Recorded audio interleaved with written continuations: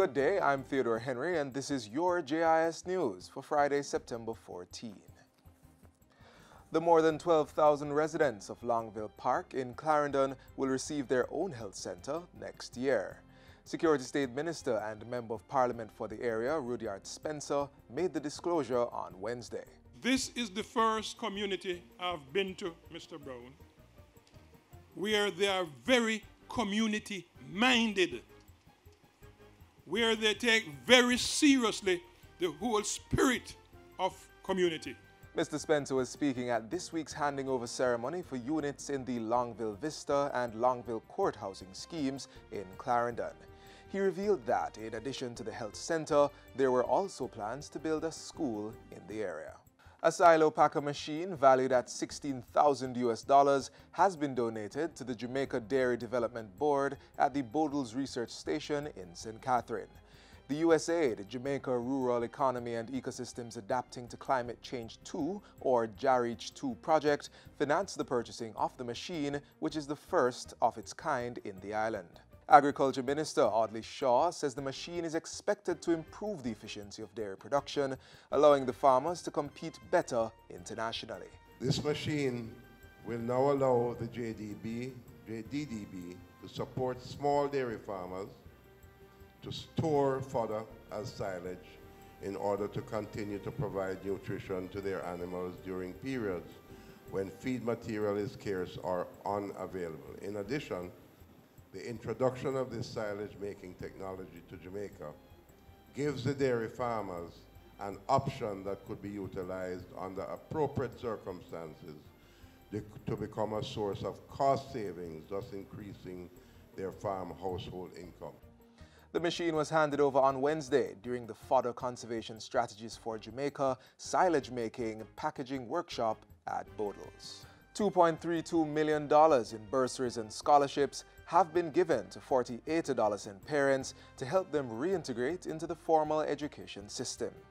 They are being awarded under the Advancing Secondary, Tertiary, Remedial Education for Adolescent Mothers A-Stream program launched by Gender Minister Olivia Grange earlier this year and implemented by Women's Center of Jamaica Foundation. Under the initiative, 40 teen mothers and 14 fathers have each received $40,000 to help with their secondary school expenses. 4 mothers who have matriculated to tertiary level education have also each received a $140,000 scholarship. The funds, which cover tuition fees, books, uniforms, transportation and lunch, were presented at a ceremony on Tuesday. The National Environment and Planning Agency, NEPA, has launched the Jamaica Beach Guide that can be accessed at nepa.gov.jm. The Beach Guide allows the general public to easily locate and browse the facilities at recreational beaches across the island. Visitors to the website can get information on 87 public beaches by name or by parish. Beaches coordinator at NEPA, Shalene Roy Myrie, used the recent JIS think tank to encourage persons to add community beaches to the list. If you have a beach in your community that the community regularly uses, you can submit the information to us. NEPA will go and verify that beach and then add it to our webpage. So it's a continued process of including all the public beaches until we have gone to the point where we have satisfied and included all the public beaches across the island. NEPA's Beaches webpage also has information on the Adopt a Beach program, sea turtles, and how to effectively manage sargassum on the island. And finally, stakeholder information sessions are being hosted to eliminate violence against children across the country. The information sessions, organized by the Child Protection and Family Services Agency, CPFSA, were first held earlier this week. They concentrate on the National Plan of Action for an integrated response to children and violence.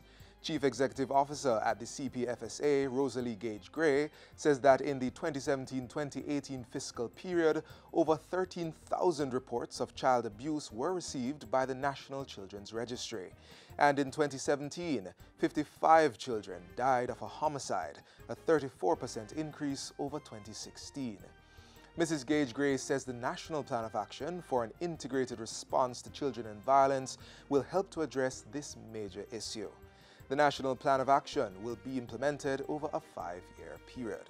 And that's it for JIS News Today. I'm Theodore Henry. Thanks for watching.